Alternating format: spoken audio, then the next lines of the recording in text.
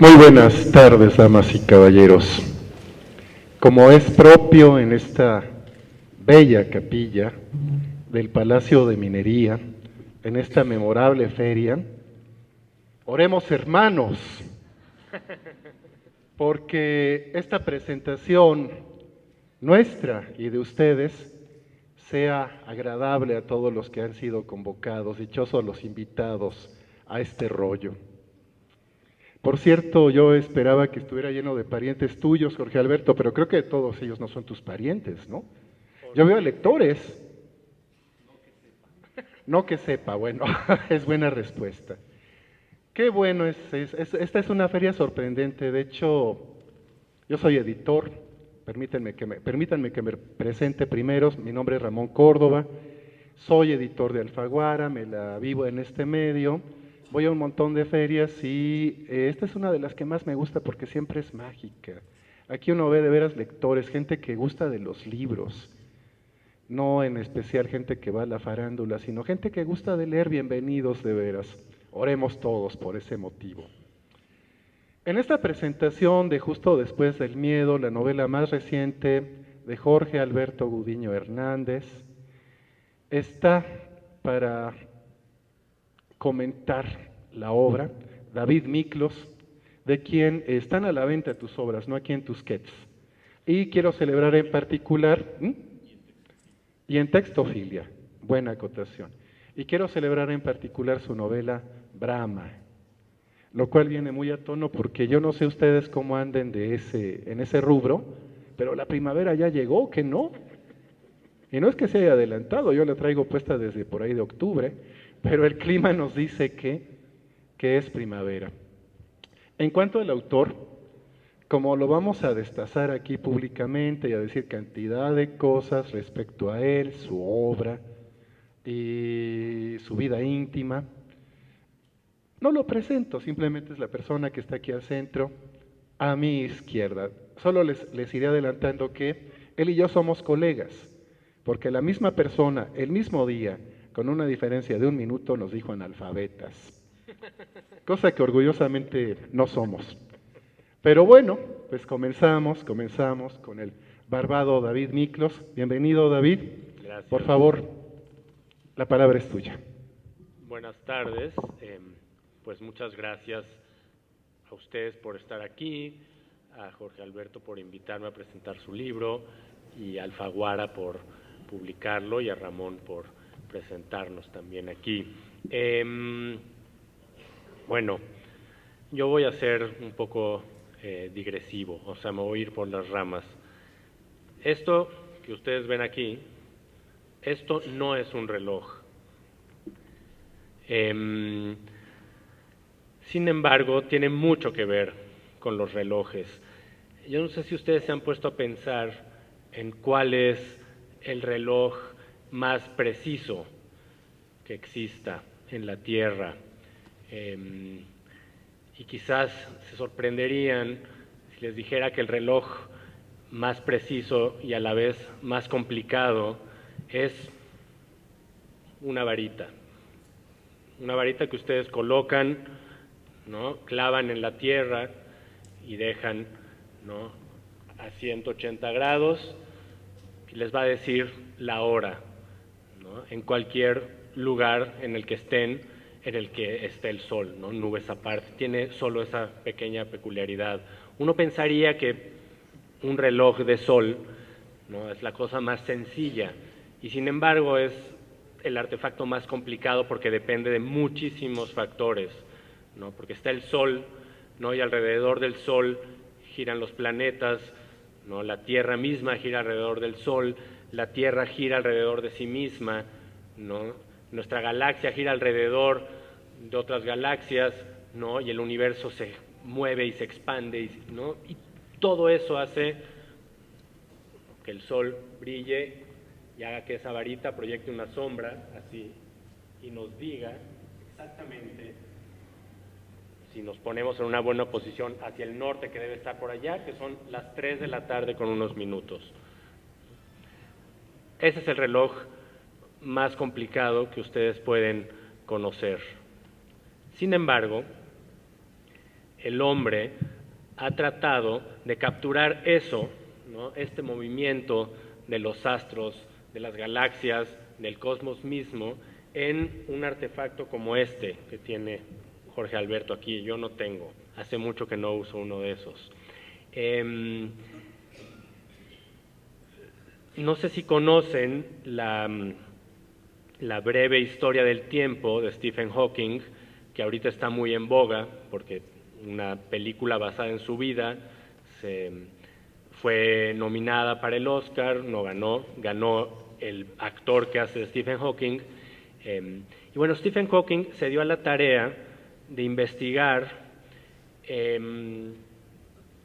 cuál era el origen del tiempo, ¿no? Y lo que descubrió Hawking, junto con muchos otros físicos que lo preceden, es que es muy difícil o casi imposible ir antes de lo que conocemos como el Big Bang, ¿no? El Big Bang es el momento en el que inicia, ¿no?, la historia del cosmos, la historia de nosotros mismos, ¿no?, esa mirruña, ¿no?, dentro del tiempo ampliado del cosmos, y sin embargo es imposible ir atrás, ¿no? Como que no hay un pasado de ese tiempo, ¿no? Entonces lo que hace Hawking finalmente en su historia, en su breve historia del tiempo, es contarnos la historia del tiempo que conocemos nosotros, desde el Big Bang hasta los agujeros negros, ¿no? Pensando que si nosotros lográramos llegar, ¿no?, al horizonte, ¿no?, al event horizon de un agujero negro, llegaríamos como una especie final del tiempo, ¿no? Entonces recorreríamos como todo un tiempo cósmico, ¿no?, dentro de un lapso posible. Y Hawking lo que descubre es que él puede mezclar la teoría de la relatividad de Einstein con la mecánica cuántica, ¿no? Y él descubre o hace una teoría en la que es muy probable que haya radiaciones en los agujeros negros, entonces que las partículas se manifiesten de manera muy peculiar si se acercan a un agujero negro. En fin, esto es muy complicado. Según esto, él lo hizo muy accesible a todos nosotros, pero bueno, en la teoría de Hawking, ¿no?, si uno pusiera un reloj, ¿no?, en el horizonte, ¿no?, previo a la llegada del agujero negro, lo que ocurriría es que entre más cerca se encontrara el reloj del agujero negro, más lento empezaría a transcurrir el tiempo. Y en el momento que el reloj entrara al agujero negro, el tiempo se detendría un momento antes de llegar al minuto, ¿no? Y entonces, al entrar al agujero negro, ¿no?, el reloj empezaría a vivir un tiempo completamente distinto. Si nosotros entráramos al agujero negro junto con el reloj, no sé si vieron Interestelar, porque ahí hay un juego con esto de entrar en un agujero negro y demás, el tiempo se volvería completamente distinto al tiempo tal y como lo medimos, ¿no? El movimiento de una mano tardaría en llegar de aquí a nuestra cabeza nuestro equivalente a 2 semanas, por ejemplo, ¿no? Y el reloj estaría en un tiempo completamente ajeno, ¿no? Y el tiempo se pervertiría, por decirlo de algún modo, ¿no? Todo esto viene a colación porque justo cuando acabé de leer el libro de Jorge Alberto, que no es un reloj, ¿no?, es un libro, me puse a ver un documental sobre Hawking que se llama Una breve historia del tiempo, que hizo Errol Morris, que es un documentalista muy bueno, y lo vi porque no quería ver la otra película, ¿no? Dije, quiero ver algo como más cercano a la realidad, donde sale Hawking y demás, y en el documental hay una escena en la que aparece un reloj perfecto, ¿no?, un Rolex, ¿no?, un Oyster Perpetual, ¿no?, un cosmograma, ¿no?, o sea, que mide el tiempo no solo de nosotros, sino del cosmos, y está confrontado con un agujero negro. Entonces este reloj perfecto, ¿no?, va a entrar al agujero negro y su tiempo empieza a detenerse, ¿no? Entonces se nos explica todo esto y demás. Y me pareció como una imagen muy acertada para empezar a hablar de esto que no es un reloj. La novela más reciente de Jorge Alberto, Justo después del miedo, tiene un mecanismo de relojería, está construida como un reloj, ¿no? Tiene un contenedor, que es esto, con sus páginas, ¿no? Que sería, pensando en ese Rolex, ¿no? La ostra, ¿no? Que es donde entra el mecanismo perpetuo, que en este caso está compuesto por palabras, ¿no? Y por una estructura, ¿no?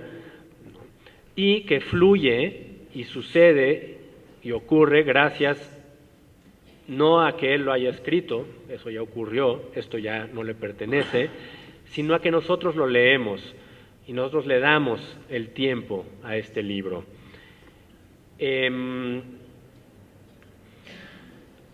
Esta novela de Jorge Alberto, justo después del miedo, ocurre en un lugar que es muy difícil precisar, ¿no? Hay algunos nombres que nos dan ciertas claves, porque son nombres anglosajones. Se menciona un solo lugar en toda la novela, que es Albany, ¿no? Y podríamos pensar que está ocurriendo en, no sé, en el norte, pero no. Y no solo ocurre en ese lugar impreciso, no nombrado, sino que ocurre como una especie de triángulo de lugares, ¿no? Hay un bar, que es donde empezamos, que es el bar de Flint, ¿no? Bueno, no es cierto, empezamos en un callejón que parece un goterón y que nos remite además a la novela anterior de Jorge. Hay un bar, ¿no? Hay una casa, departamento, que es donde vive el protagonista, ¿no? Y hay un lugar donde se hace una exposición, y hay un parque, ¿no? Que es como el único lugar realmente abierto en toda la novela. Y sin embargo todo esto está dispuesto en una ciudad cuyo nombre desconocemos, cuya geografía desconocemos, ¿no? Y que ocurre a lo largo de la novela como una especie de lugar fantasmagórico, que es muy difícil de asir y que solo va a existir si nosotros le ponemos piezas, ¿no? Edificios, nombres, calles y demás. La novela hace un juego, ¿no? En el que vamos hacia adelante, hay una narración que nos va llevando a partir de un evento, ¿no? Que en este caso podría ser ese horizonte, ¿no? Del agujero negro, ¿no? Antes de que nos metamos a ese lugar donde el tiempo empieza a manifestarse de forma muy extraña, y la novela da un vuelco hacia atrás, ¿no? Nos explica lo que pasó antes de ese momento, llega ese momento presente, nos explica lo que pasa después de ese momento presente y vuelve a regresar, ¿no? A ese momento originario, ¿no? Que no les quiero revelar porque es muy importante que ustedes mismos entren ahí, ¿no? Guiados de la mano del narrador, un narrador que nos habla, ¿no? En segunda persona, ¿no? Pero es una falsa segunda persona, en realidad es una primera persona, ¿no? Que es el propio protagonista de la novela, ¿no? Y que nos va a contar la historia de una pérdida o de una serie de pérdidas, entre ellas la pérdida del tiempo. Y el asunto es cómo va a recuperar ese tiempo el protagonista y qué va a hacer con ese tiempo recuperado. Y aquí no estamos hablando proustianamente, estamos hablando gudiñanamente.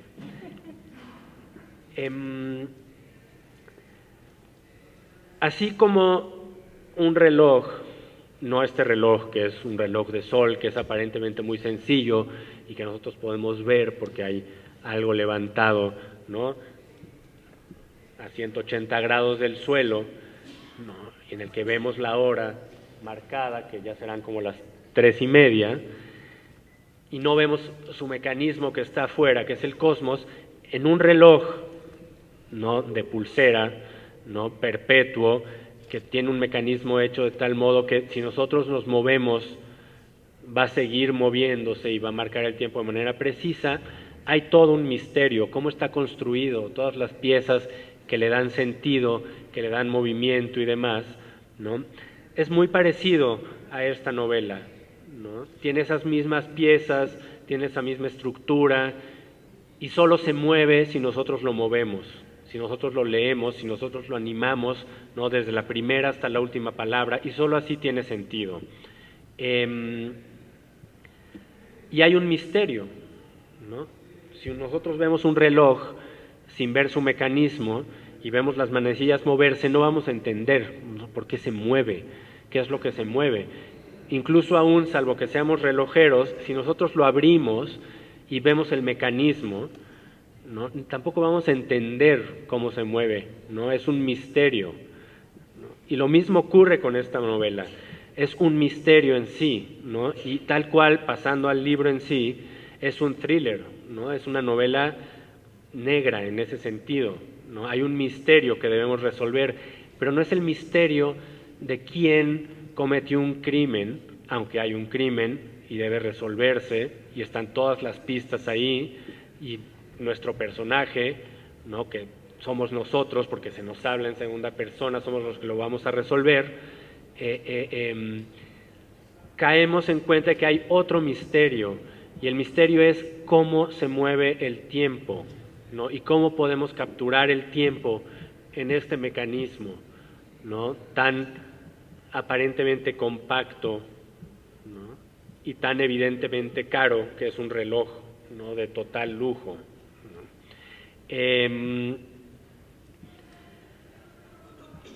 Eso es, según yo, y a grandes y confusos rasgos, la novela de Jorge Alberto.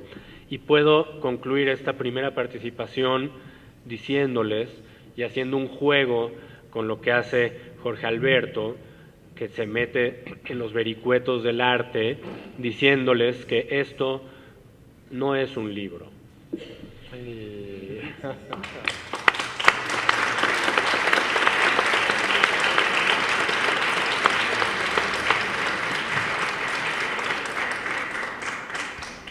Bien, yo me... Confieso que no sé qué dije. Antes a ver si Ramón nos lo puede esclarecer. Iremos averiguándolo, creo yo.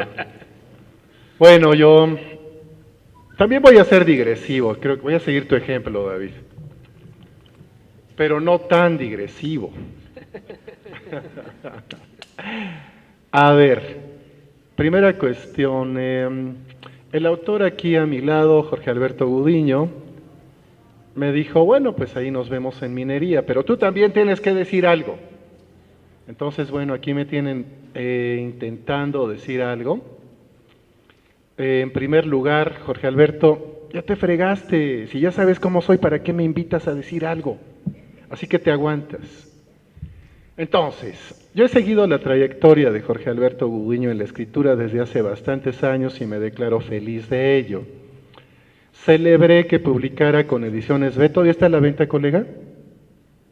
No lo sabemos, pero váyanse al stand de Ediciones B si les interesa conseguir su novela. Los trenes nunca viajan hacia el este. Nunca van hacia el este. Siempre la cago con ese título. ¿Será porque no lo edité yo? Bueno, y creo yo que esa novela planteaba la posibilidad de que nos propongamos conseguir un imposible, que luchemos denodadamente por llegar a una meta y de cómo al final de cuentas, pues llegamos o no llegamos, pero quién sabe si de veras esa tremenda meta de nuestra vida era lo que realmente queríamos, si de veras era una meta vital. En esa novela, según mi lectura, de hace ya algún tiempecito, pues sí, de alguna manera se llega a la meta, pero la meta a esas alturas no importa. El amor queda lejos, me hizo llorar, qué espanto. Yo que todavía creía, colega, y por tu culpa me tuve que vacunar contra esa enfermedad, es lo que hace la lectura. Después, tuvo el buen tino de proponer su siguiente novela a Editorial Alfaguara, quien orgullosamente la publicó y ahí empecé a ser su editor. Creo que fue una historia afortunada porque esa novela ganó un premio, el primer premio, la primera convocatoria del premio LIP, y su título es Con amor tu hija, que en apariencia es una novela sobre un tremendo tabú, según mi cálculo, uno de los tabús extremos. El amor de un padre y su hija, y su relación carnal, consumada. Y entonces, bueno, pues sí, me tuve que apartar de repente de la lectura mientras estaba editando, pensando, Dios mío, nos van a quemar en leña verde y todo lo que ustedes quieran, pero no, a fin de cuentas, no es una novela sobre eso, creo yo. Es una novela sobre la posibilidad del amor, incluso a contracorriente, y sobre la búsqueda de la felicidad.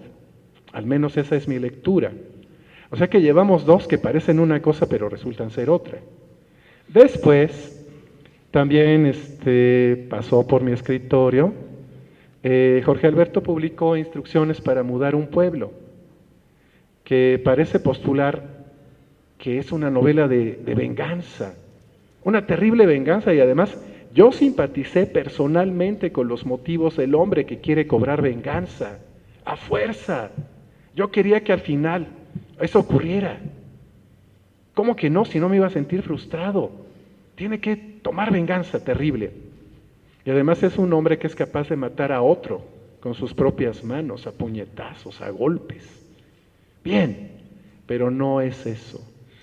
Yo creo que a fin de cuentas, Instrucciones para mudar un pueblo, volteo para allá porque ahí están dos de las novelas de las que he estado hablando, a la venta, cómprenlas, no se van a arrepentir, al contrario.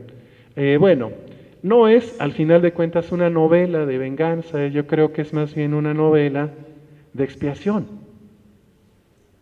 Sí, hay una culpa que viene cargando este hombre, este personaje central, y la expía tomando venganza. Es algo extraordinario, creo yo, en la literatura. Y justo hasta aquí, bueno, pues vean ustedes lo que he estado diciendo. No es que Jorge Alberto sea una flor del bien, vean los temas.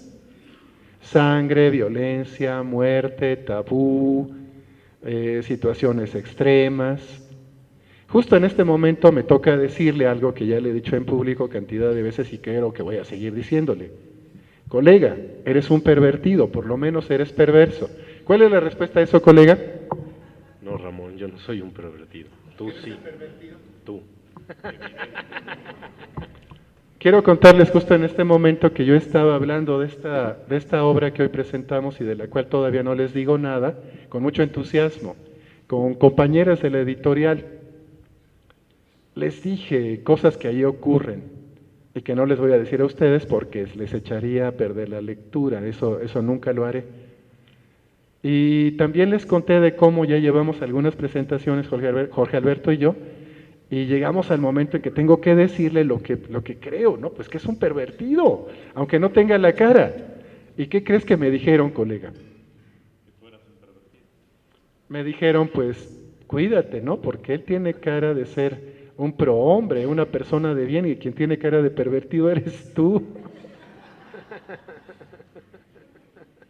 Así pues, probablemente de aquí en adelante varíe la estrategia.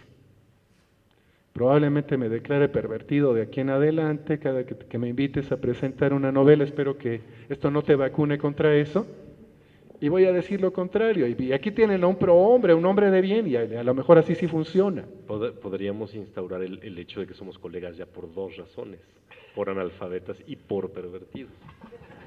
Y por perversos, que es distinto. Está muy bien. Y así llegamos a justo después del miedo, lo cual me deja en una situación tal que me pregunto cosas. Yo opino así nada más, porque pues todos tenemos opinión respecto a lo que ha escrito Jorge Alberto, pero aquí no sé exactamente qué definición aplicar. Creo que esta novela no es que hagamos una lectura y creamos que es una cosa y después al final concluyamos que es otra.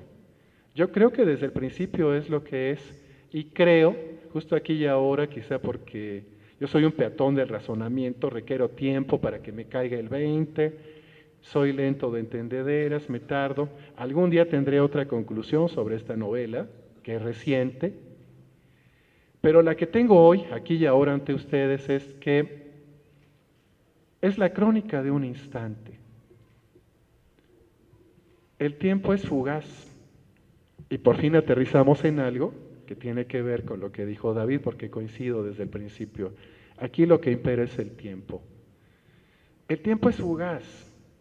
Ustedes recuerden el preciso momento en que supieron algo, el momento de la revelación, el instante en que sintieron un supremo placer, un terrible dolor, en que fueron testigos de una abrumadora catástrofe e intenten ponerlo en palabras.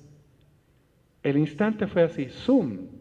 Se fue como el tiempo es, a menos que estemos cerca de un agujero negro. Yo quiero estar cerca, por cierto, y prolongar ciertos instantes que no confesaré. Pero a ver, pongan en palabras ese instante. Pónganlo en palabras al grado de que quien lea esas palabras piense, esto está al grado de obsesión, se lo ha tomado en serio, de veras quiere capturar ese instante. Y sobre todo, y aquí es el reto de la escritura, propónganse ponerlo en palabras, de modo que cuando su hipotético lector, por ahora, abandone el libro, diga, lo consiguió. Ha capturado el instante, estoy plenamente consciente de eso, disfruto de haber leído esta obra y no creí que eso se pudiera hacer. Creo que eso es justo después del miedo, que por cierto, también es una obra donde corre la sangre, hay muerte, traición, mutilación, tragedia, espanto, horror. Pero debo decirles, ya nada más para concluir esta mi modesta pequeña intervención el día de hoy. Hace tiempo yo tuve gente que ingenuamente creyó que yo podría dirigirles en un taller literario, eran puras mujeres, 12. Yo les dejaba lecturas porque ¿de dónde sale la escritura? Entre otros lugares sale de la escritura, por favor. Un escritor que no ha leído, creo que eso no existe. Y siempre me dijeron, ay, ¿por qué no nos dejas leer algo con final feliz? Es que siempre son relatos tristes, es que les va a retemar, es que... Yo le decía, a ver, punto número 1, la vida es una perra, por si no te das cuenta. Tiende a irnos bien mal. Y número 2, ¿de dónde sale la literatura? Del momentito feliz en que todos estuvimos bien contentitos brincando y diciendo, we are the world. Pues no, de ahí no sale. La literatura, si tuviera que salir de ahí, sería una mierda, perdón. Pero es mi opinión. ¿De dónde sale? Por favor. Por lo tanto, yo calculo que ustedes están aquí porque son lectores. Celebro estar entre gente de libros, al menos entre gente que sigue los libros y que se toma el tiempo para estar aquí en esta feria, en esta capilla, ahora, en este instante que nos proponemos capturar. ¿O no? Y les digo, en verdad, que probablemente por eso disfrutamos los libros de Jorge Alberto. Porque tienen sentimientos profundos, porque tiene más allá de todos los calificativos que yo utilicé para intentar una mínima definición, un profundo sentido de lo que quiere narrar y un profundo sentido de lo que sus lectores harán con su obra, que es leerla profundamente, sin esperar que los dote de un final feliz. Y bueno, pues ya, por lo pronto, gracias por escucharme.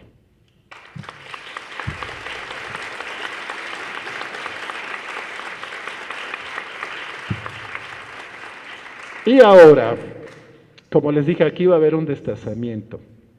Entre David y yo, vamos a acribillar aquí a mi colega Jorge Alberto, vamos a hacer lo que se confiese. Así estuviera encuerado aquí, no lo verían tan desnudo como lo van a ver con estas preguntas. ¿Qué carajo? Y entonces, David, por favor.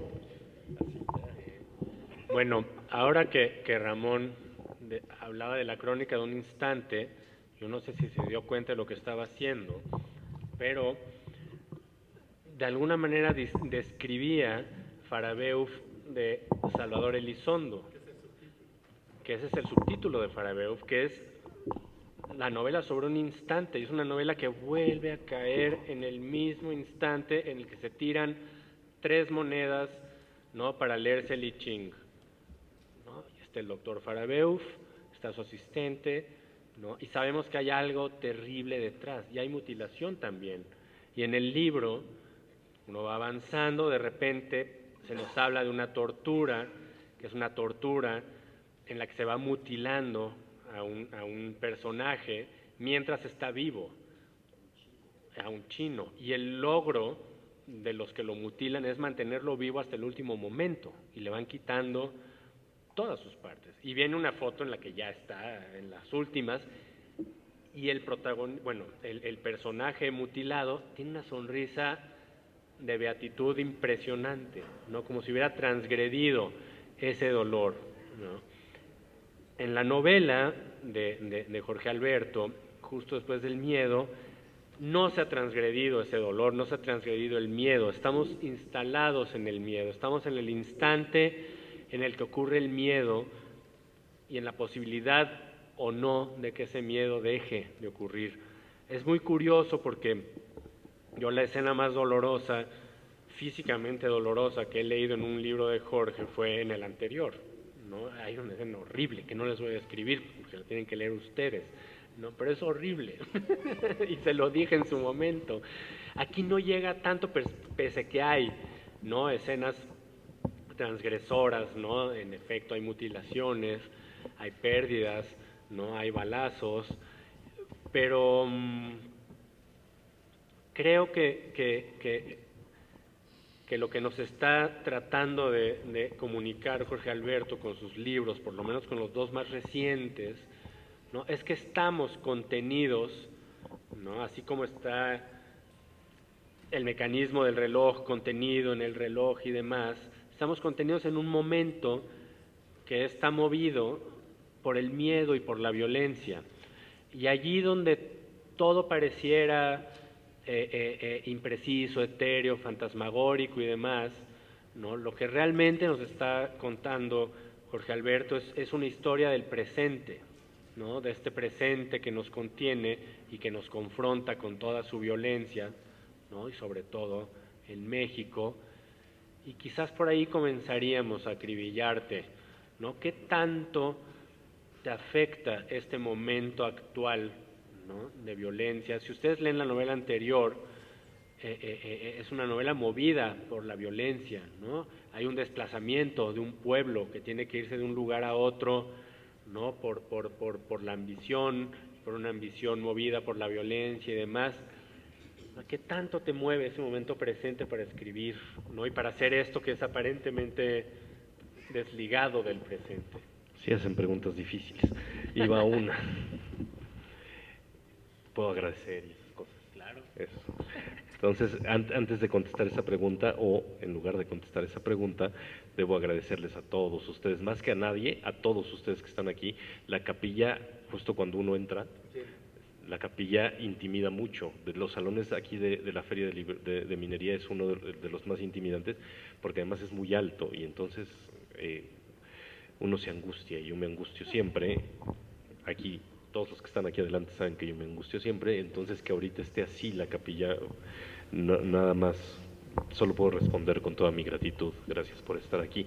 Gracias evidentemente a David y a Ramón, que accedieron a decir que mi novela no es un libro y a concluir que mi novela no es un reloj.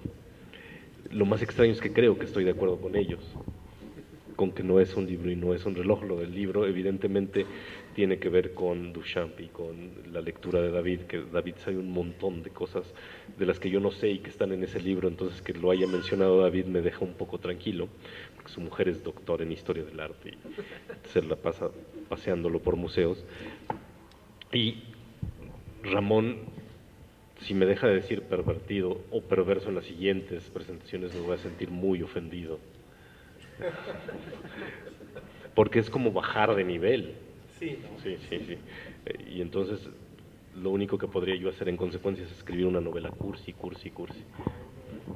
con final feliz.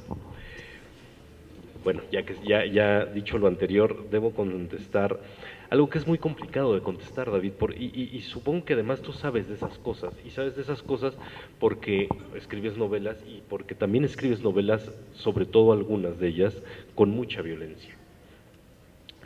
Y no siempre estoy seguro de que toda la violencia que llega a las novelas, a nuestras novelas, tenga que ver con el contexto o tenga que ver con nuestra vida, ¿no? Que son dos cosas muy separadas, aunque finalmente conviven.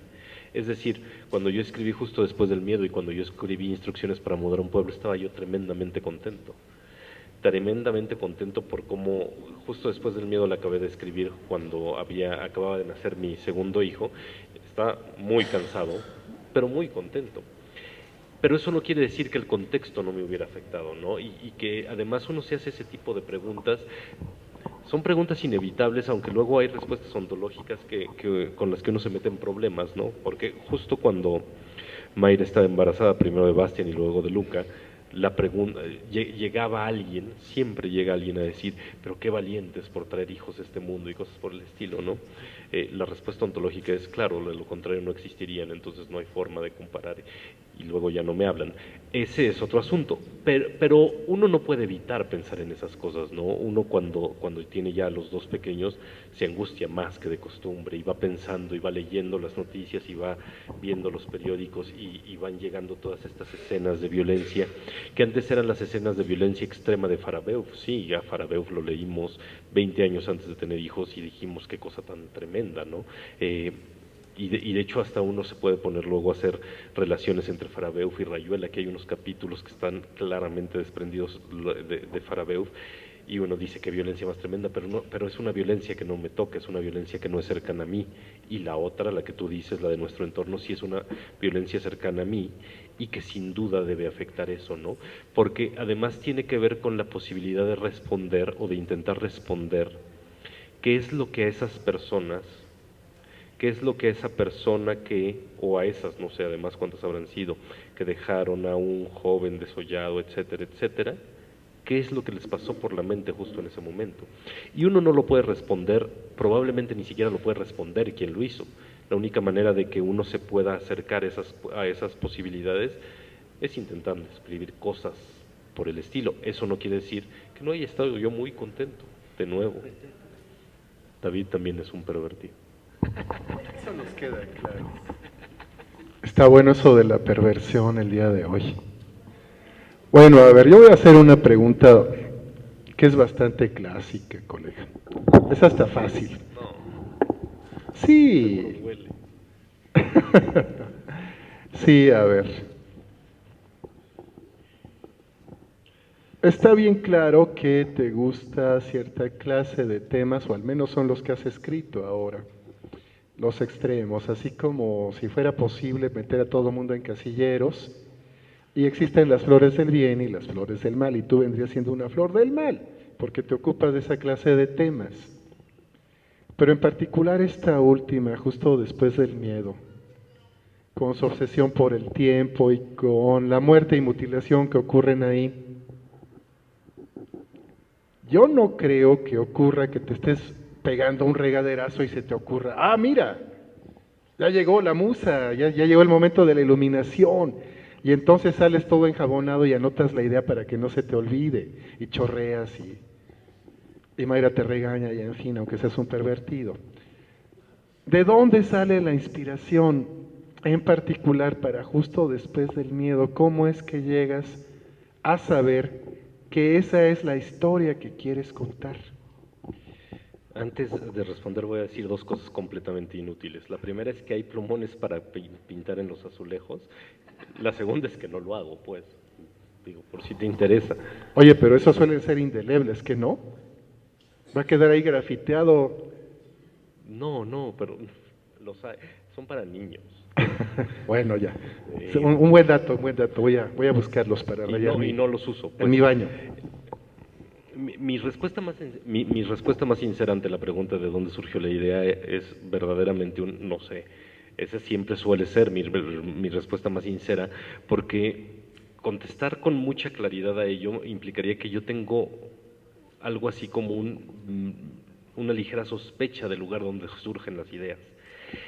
Esta novela en particular, a diferencia de otras, a mí me queda muy claro que con Amor a tu hija yo lo que intentaba era explorar las posibilidades de la felicidad a niveles extremos y que por eso planteé una trama que podría ser incluso contradictoria, ¿no? En el sentido de los valores de los personajes y iba yo a hacer. Me quedaba claro que yo quería explorar la felicidad, para que vean que yo no soy nada oscuro. En Instrucciones para mudar un pueblo hice cosas muy diferentes y las ideas de cada uno de los 17 planos narrativos que hay en Instrucciones para mudar un pueblo, hay algunas que se remontan a hace 10 años. Cada tanto David me cuenta, mientras hacemos una fila, que es bastante entretenida, que está escribiendo un nuevo libro del cual sacó unas ideas de un cuadernito suyo que se encontró perdido y que tenía 8 años sin ver. Esas cosas sí pasan. De pronto uno tiene una idea y de pronto uno dice voy a hacer algo con esa idea y a la mera hora uno no hace nada y 8 años, 10 años, 12 años después llega que ocurre que uno está haciendo una cosa y le sirve esa idea que alguna vez tuvo.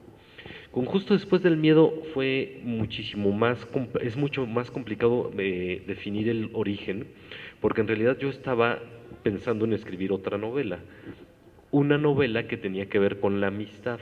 Originalmente el protagonista y el antagonista eran muy amigos, y eran muy amigos y luego había cosas que pasaban, pero conforme le iba escribiendo me di cuenta que no quería ir hacia allá, uno. Dos, apareció la maldad del antagonista. Tres, le quité la bondad al protagonista. El protagonista de Justo después del miedo es un tipo insoportable. Insoportable en el... Casi todos mis protagonistas son tipos insoportables, ahora que lo pienso en alguna medida, ¿no? Probablemente, y lo que dijo Ramón me parece sensato, mi protagonista con el que más me gustaría hablar es con el asesino, ¿no? de Instrucciones para mudar un pueblo, y no con los otros.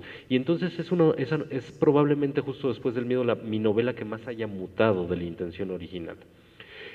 Ya no fue de la amistad, en un momento dije, ok, y ahora quiero que sea sobre el miedo, no sobre el miedo entendido como el terror de un género que además yo conozco poco y no me fascina.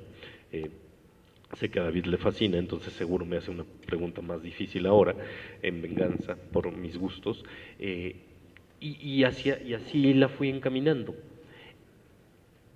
Dos imágenes me salieron mientras estaba pensando en la novela, sí, como una iluminación, como un flashazo, o como lo que uno escribe tú en la regadera y sales enjabonado. La primera fue el asunto de la exposición, sobre cómo iba a funcionar, y la segunda fue la primera página de la novela, ¿no? La primera página de la novela, que es la única escena que tiene repetición dentro de la misma novela, que me quedó clarísima. Lo demás fue irla descubriendo y a ver cómo llegaba yo ahí.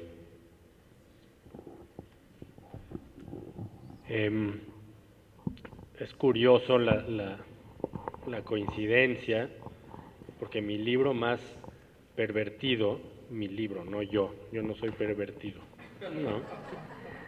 Yo también lo escribí en un momento de felicidad extrema, ¿no? Y que tiene que ver con la paternidad. Y es muy curioso, ¿no? Como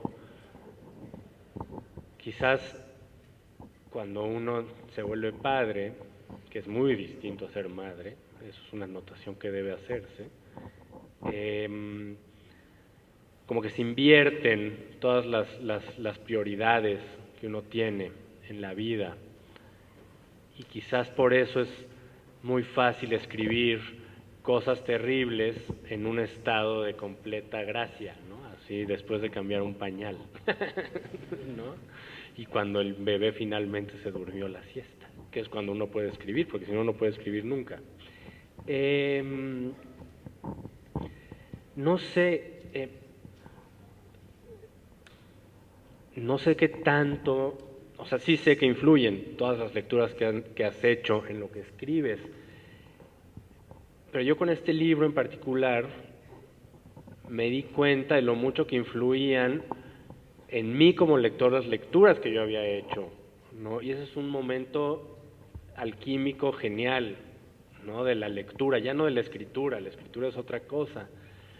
Yo leía y decía, es que yo he estado aquí, o sea, yo estoy viendo una película de Lars von Trier, no estoy leyendo las novelas que más me gustan de John Banville, y de repente tenía la extraña sospecha de que esas películas no las habías visto tú y de que esas novelas en particular no las habías leído tú. Y dije, ¿qué tanto estoy poniendo yo y qué tanto ha puesto él como escritor, ¿no? Creo que la influencia, ¿no? Literaria es algo que sucede, ¿no? Siempre en dos planos. Pero a mí sí me da mucha curiosidad, y de pronto es algo de lo que no hemos hablado en esas largas filas. Bueno, son muy cortas porque somos papás muy ñoños y llegamos a la escuela muy temprano por nuestros hijos, pero luego la fila se hace larguísima, entonces la fila sí es larguísima, ¿no? Por los papás que llegan tarde por sus hijos. Nunca hemos platicado realmente de lo que nos influye, ¿no? Y de lo que hemos leído y que deja sus marcas ahí. Entonces yo te digo que a mí como lector de tu libro, ¿no? Yo veía continuamente, ¿no? los callejones que retrata Trier en su película más reciente, en Ninfomanía, y toda la fantasmagoría, que además que hay un capítulo que se llama así, ¿no?